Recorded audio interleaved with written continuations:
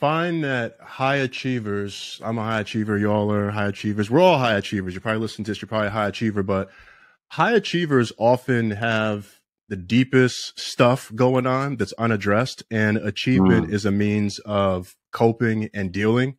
So they're using achievement and climbing the ladder as a means to fill a hole from some time earlier in their life. I realized that was a big thing that was happening for me.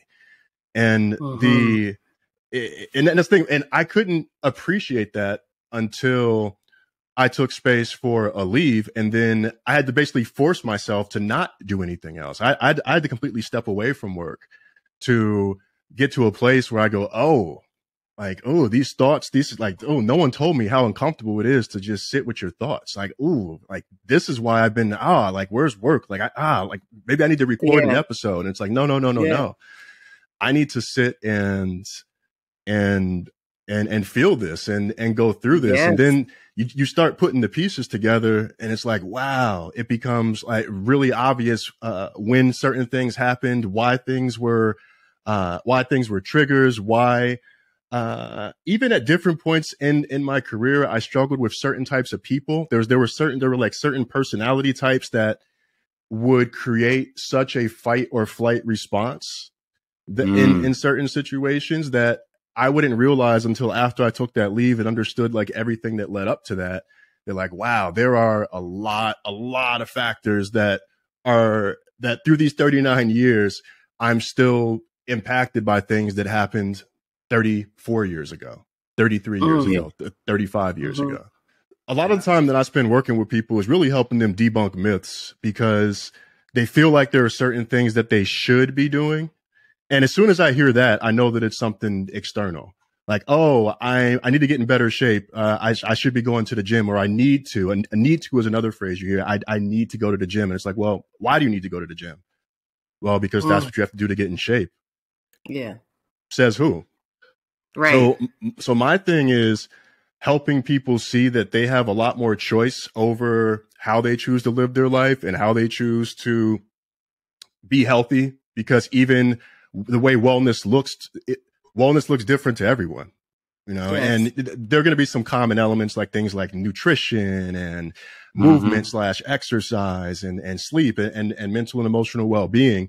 And there's a lot of things that people say like you should be doing, but if you don't genuinely want to do it, you're not going to stick with it. I mean, you can force yourself into a habit and it'll stick for some time. But if it's not something that you truly want to do, it's going to be that much more difficult. And then when you combine that with everything else that's going on in your life, that makes it easy for everything to fall apart.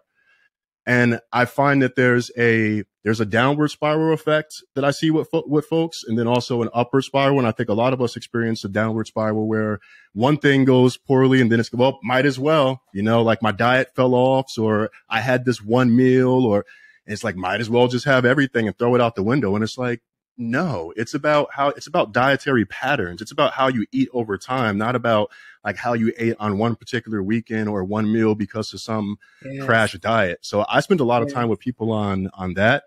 And I also spend a lot of time just getting people to prioritize themselves. That's a big reason that I like to meet with people on the weekends, because I know what it's like during the week when you have a meeting and then you got meetings on each side of it. And it is a crappy experience to go from like therapy or to go from a coaching call right into having to give a presentation, or because you can't be fully present in the meeting because you're already thinking about what's happening in the next meeting, or you're thinking about the meeting that you just came out of. So it's also like just getting people to prioritize themselves and to have a vision that they get excited about. A lot of folks, when it comes to wellness, like they know they don't want to be sick, but they don't know.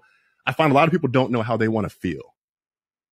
And so a big part of it for me is also helping people understand and realize how they want to feel, because that's part of something that they will move to. And usually how they want to feel is also going to say something about their values as well, in terms of what particular things are helping them feel that way. So it's everything from helping people get into the habit, create healthier habits, to run a marathon, to I'm an executive and I'm just running meeting to meeting and running myself ragged, and it's time that I finally prioritize me. We hope you enjoyed this episode of Cashing Out the Podcast. To see more videos like this, subscribe to our YouTube channel and be sure to turn on your notifications.